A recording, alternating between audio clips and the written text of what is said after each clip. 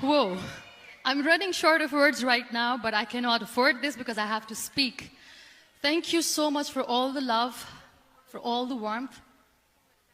Thank you for accepting me. Thank you very much.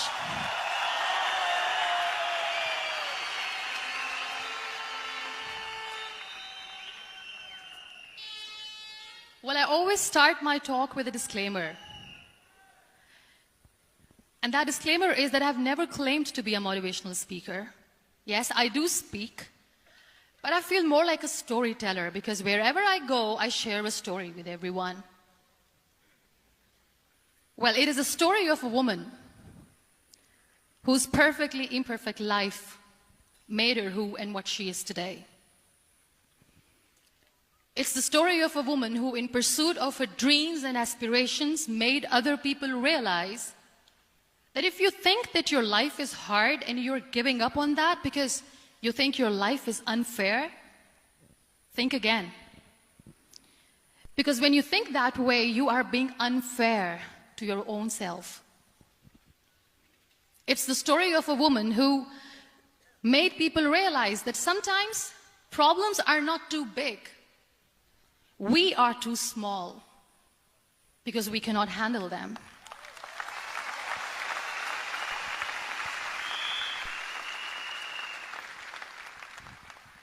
It is the story of a woman who with time realized that real happiness doesn't lie in success, money, fame. It lies within. Real happiness lies in gratitude.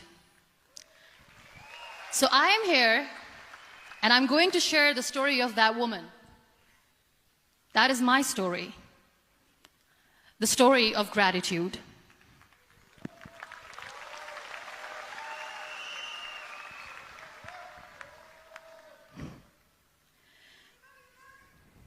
I love you too. I love you all. I believe in the power of words. Many people speak before they think. But I know the value of words. The words can make you, break you, they can heal your soul, they can damage you forever. So I always try to use the positive words in my life wherever I go. They call it adversity, I call it opportunity. They call it weakness, I call it strength. They call me disabled, I call myself differently abled. They see my disability. They see my disability, I see my ability. There are some incidents that happen in your life, and those incidents are so strong that they change your DNA. Those incidents or accidents are so strong that they break you physically. They deform your body, but they transform your soul.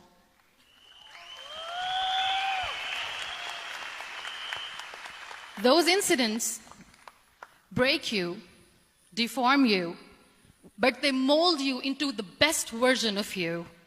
And the same thing happened to me.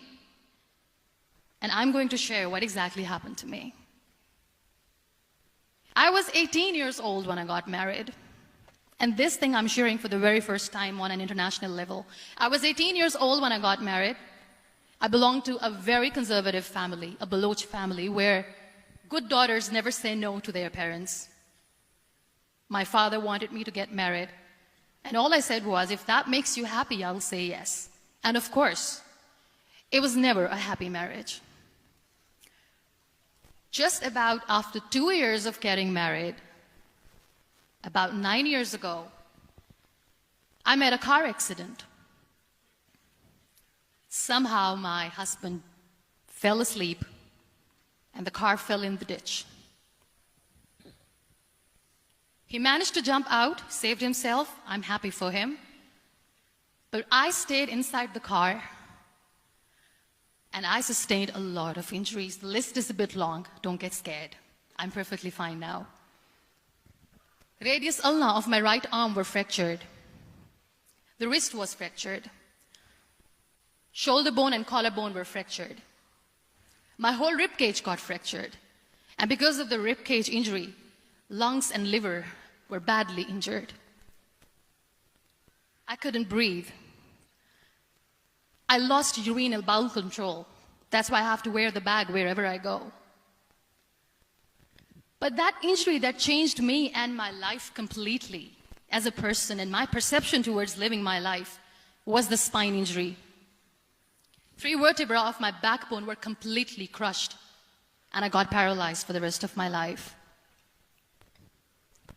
So this accident took place in a far-flung area in the outskirts of a very small province, Balochistan, where there was no first aid, no hospital, no ambulance. I was in the middle of nowhere in that toppled car.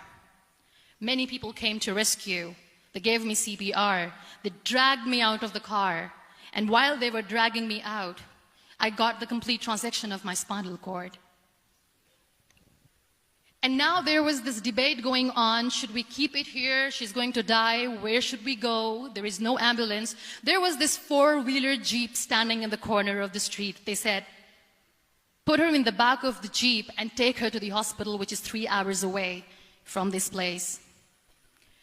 And I still remember that bumpy ride. I was all broken. They threw me at the back of the Jeep and they rushed me to the hospital. That is where I realized that my half body was fractured and half was paralyzed. I finally ended up in a hospital where I stayed for 2.5 months. I underwent multiple surgeries. Doctors have put a lot of titanium in my arm. There's a lot of titanium at my back to fix my back. That's why people in Pakistan call me the Iron Lady of Pakistan.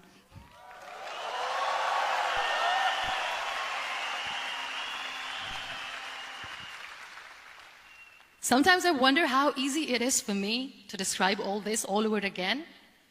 And somebody has rightly said that when you share your story and it doesn't make you cry, that means you have healed.